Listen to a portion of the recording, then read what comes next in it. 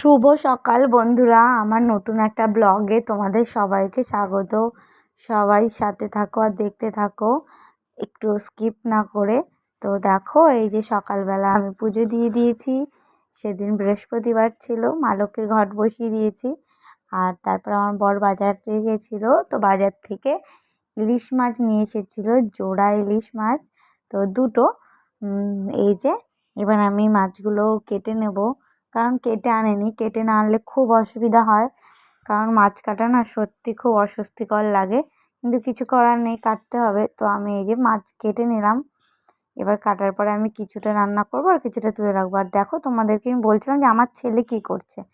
ওকে বলেছিলাম যে স্কুলে যেতে হবে, কারণ ও 11:30টার সময় স্কুলে যায়, মিড ডে মিলে। ও সেই টাইমে স্কুলে যাবে না, তাই ও ঘুমিয়ে পড়েছিল।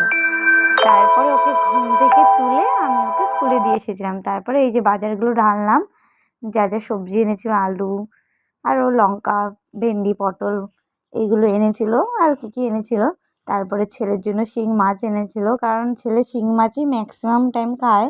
গরমের জন্য কদিন আনিনি, কারণ মরে যেত মাছগুলো।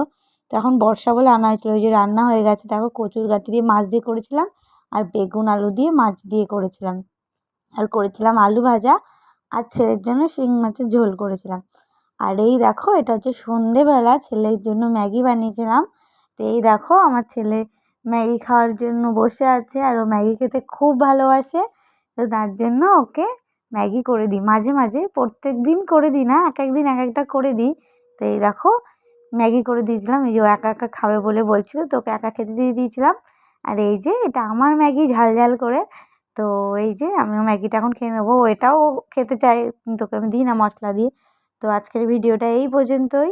সবাই ভালো থেকো, সুস্থ থেকো, আর আমার চ্যানেলটা প্লিজ সাবস্ক্রাইব করে দিও, আর বেল আইকনটা ক্লিক করে দিও, যাতে নোটিফিকেশানটা সবার কাছে প্রথমেই চলে যায়। তো bye bye, thanks for watching.